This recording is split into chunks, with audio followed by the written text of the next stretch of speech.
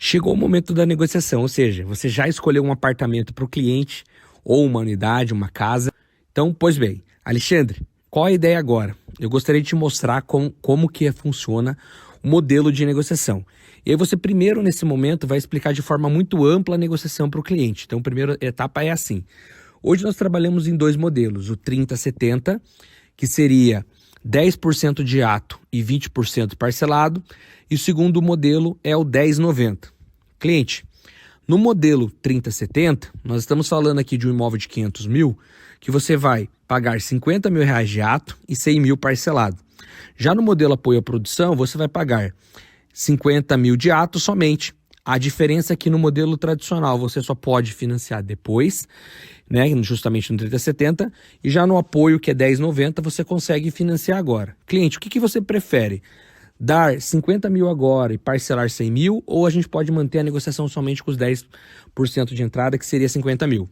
Aqui o cliente já vai ter ciência da sua negociação mínima.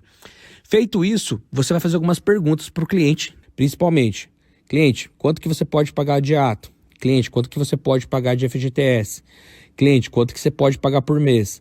Cliente, hoje você gostaria de colocar algum balão, né, nos seus pagamentos?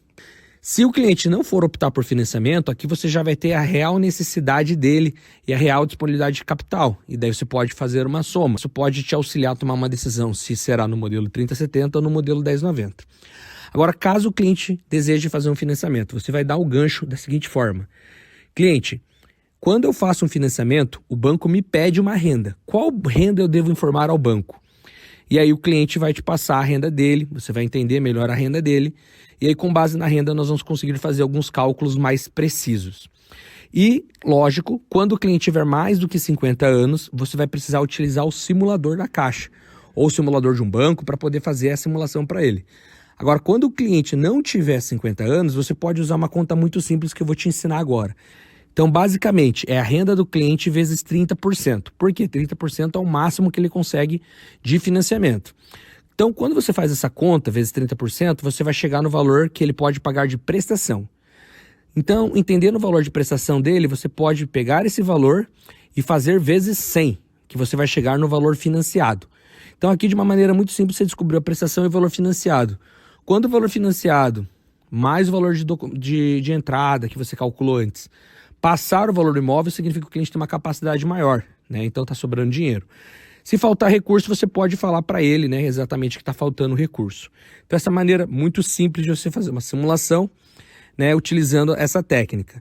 E um ponto bem legal também é que você pode também calcular o valor da documentação, porque o valor da documentação geralmente é 4% do valor do imóvel. Então, além de fazer o valor de venda e entender o contexto do cliente no primeiro momento, se você for fazer uma simulação, você pode incluir também, juntamente com o valor que ele pode pagar e o valor financiado, o valor de documentação. Assim você tem os 3 itens para poder fazer um cálculo preciso para o seu cliente.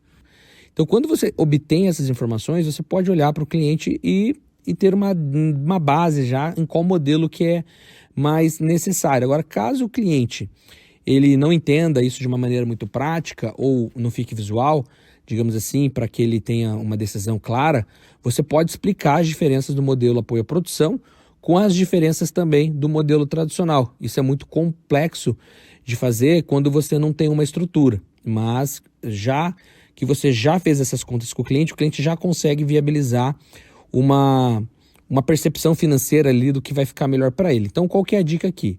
Caso o cliente não tenha recursos suficientes, né, no modelo 30/70, realmente não tem muito o que fazer, porque o modelo 30/70 ele é basicamente 10% de ato e 20% parcelado.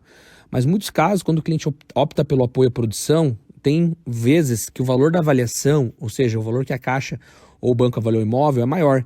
Então, dependendo da renda, muitas vezes você vai conseguir fazer uma negociação sem entrada, sem 10% de ato.